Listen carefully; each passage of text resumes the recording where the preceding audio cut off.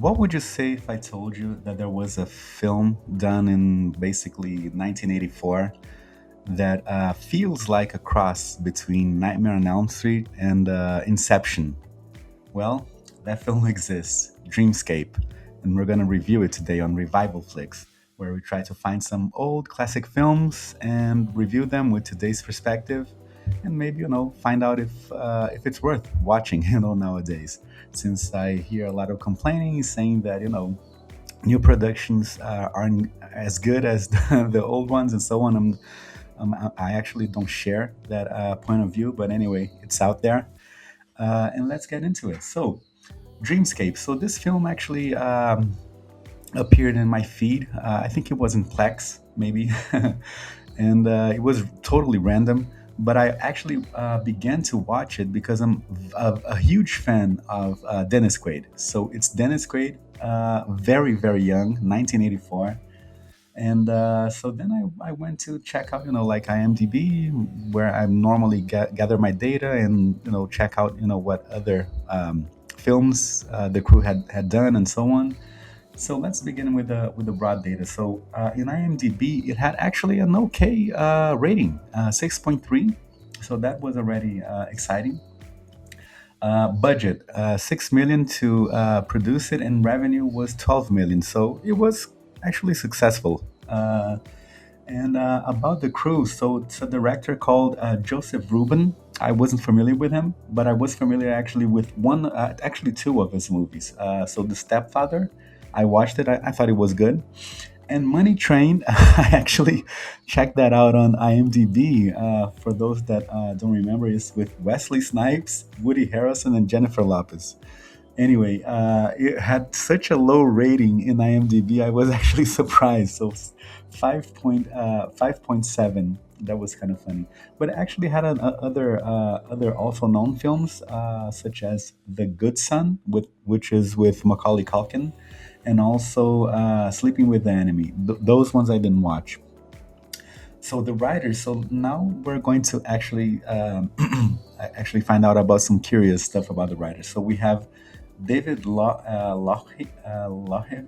I would say Lawfully, maybe Lawfully, and Chuck Russell, or Russell, maybe.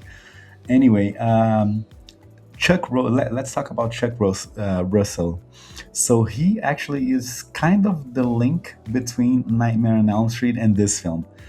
It wasn't actually the first Nightmare on Elm Street, because actually both of them, curiously enough, were. I'm going to talk about more of this about this later, but anyway, both of them were released in the same date, so 1984. Nightmare on Elm Street Part One, right, the first one, and this film.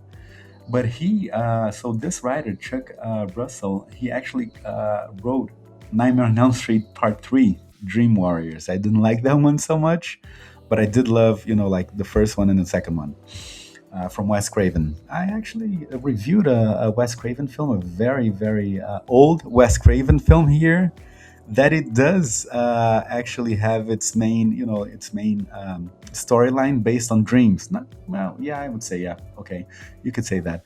So it actually has a lot of views, surprisingly, and is with Sharon Stone, very, very, very young. It was actually not bad movie. It started kind of like a B movie, but actually afterwards it picked up very well. Very good movie. It's worth it, and of course worth watching the review. I'm going to actually put the link in the description, and also put as a suggested video. The name, if I'm not mistaken, is Deadly Blessing. Deadly Blessing. Anyway, going on with the crew. So Dennis Quaid, as I mentioned, it was basically my main motivation to watch this film. I'm not sure when I first watched the film with him. I'm not sure if it was Enemy Mine, which was a very, very big success at the time, or Inner Space, which is one of my favorite films, actually. So it's from Steven Spielberg, Inner Space. It's a very fun movie, and he plays, like, as usual, a fun character. But anyway, it's from 1987, and Also, another surprise, it didn't have like a such a high rating in IMDb. You had like 6.8 or something like that. But it's a very very cool movie. I watched it.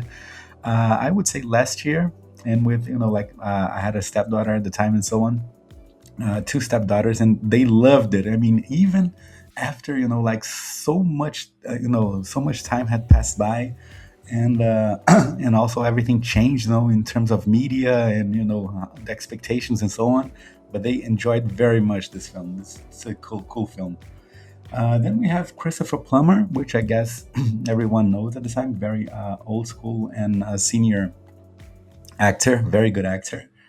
And then we had a very surprising, I would say, even the highlight. I mean, yeah, you could say that it's the highlight in terms of acting, which is David Patrick Kelly. Then I was so impressed with him that I kind of like went to see what other films he had he had done, and it was actually fun to remember some of the stuff. So we had The Warriors. I'm not sure if anyone remembers that film, which is about gangs and so on. Is like probably the reference films about gangs. This was like in my childhood.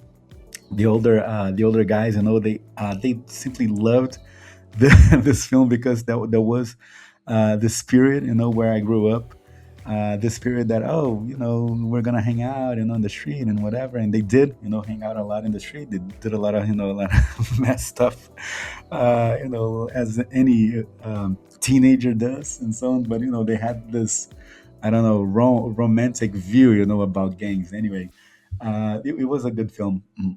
Then we had he actually played in 48 Hours, the first one, Malcolm X, The Crow, Louis, John Wick. So he has actually an extensive career.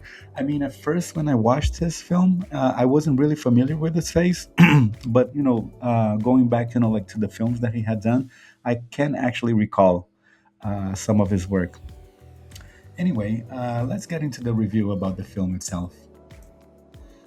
So, as I mentioned, it felt like a cross between Inception and Nightmare on Elm Street.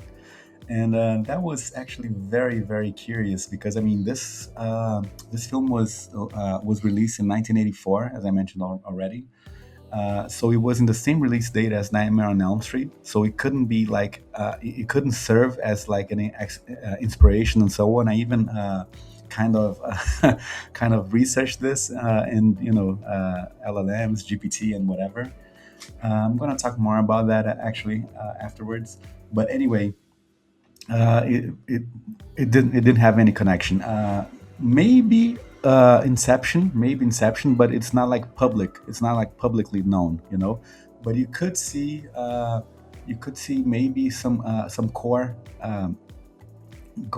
concepts maybe shared in Inception.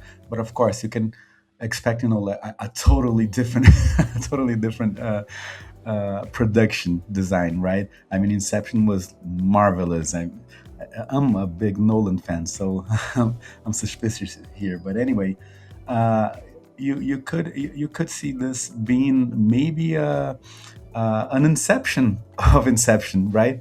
So this is very actually, I'm gonna say even like advanced at the time because it deals with a concept that later I found out that there's even a term for it while I was like researching, which is like dream invasion films, right?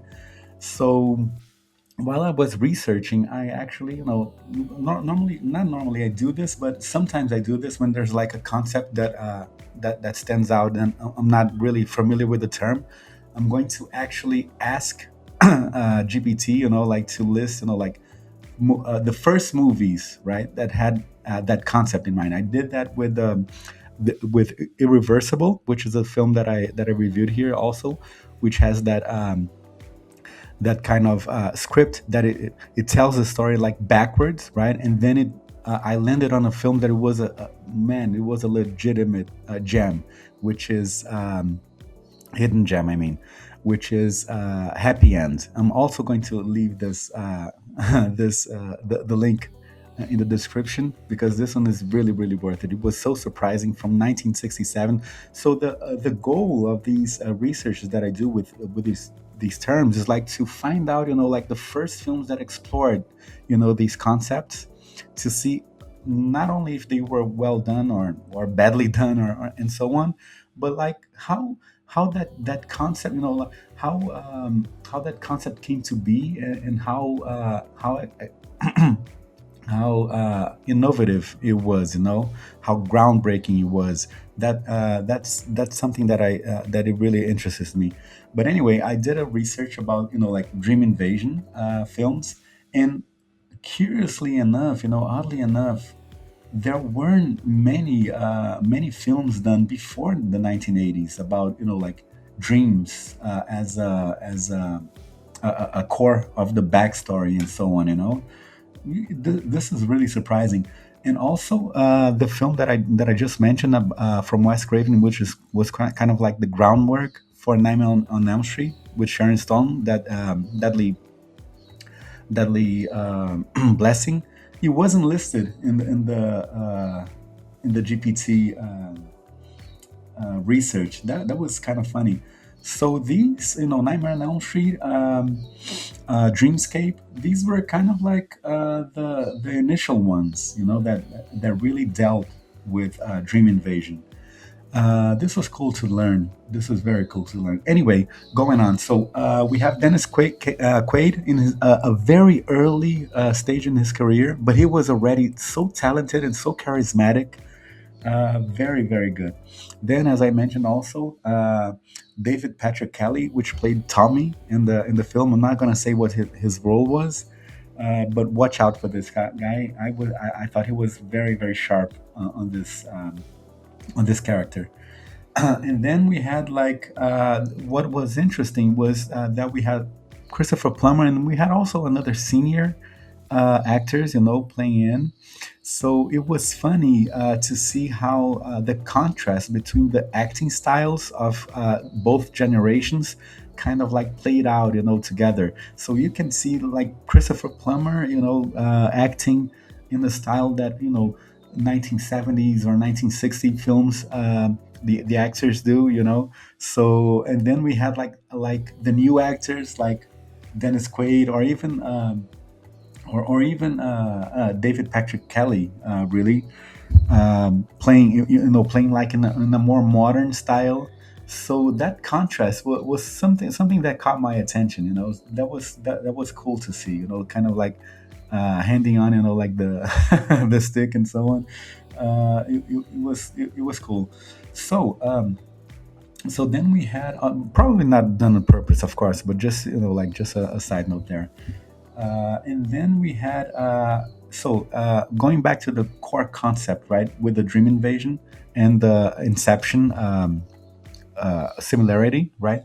So what it impressed me in this film is that early on it already dealt with some philosophical or moral or ethics, issues, uh, related to dream invasion and or dream sharing or subconscious, actually, touching there and so on. That I thought it was really, really, really advanced at the time. These concepts, these concepts. What I'm gonna say, about the privacy also, what I'm gonna say actually about like in a you could think of a negative note is that some of the scenes, because it's so early on, not some the budget wasn't so so great and so on. So some scenes, they seem like a B movie, like special effects and so on. It's kind of funny nowadays that we have, such an advanced techniques and so on. But this is probably actually why this film, later I learned also that it's kind of like a cult film. So you can see that it has like quality throughout the film, especially in the storyline and so on. Sometimes not so much in the acting directions, because one thing is like the actor acting on its own. Another another concept is like the director maybe stirring the acting part. So this sometimes failed, but it's I gotta say it wasn't an easy film to be done. It wasn't an easy film to be done, but that maybe it's one of the ingredients, that make this film, unique for its time. It was audacious, I would say the least, but especially like in the dream scenes and as I said, sometimes it's horror. That's why it has kind of like a link to Nightmare on Elm Street. You're probably gonna see these similarities and so on, but it's so fascinating because both of them were released like just months, like as a difference. But anyway, what I'm gonna say is that if you're a big Dennis Quaid film, this is for sure worth watching. His early work and so on. If you're into these concepts, like dream sharing, dream invasion, and so on, and exploring, like the philosophical or ethical subject, behind this. This is you're gonna enjoy this, taking apart, like the weird horror parts and so on. And if you like, like 80s movies, this feels like an 80s movies, but it's sometimes it's fun, sometimes it's kind of like a B horror film.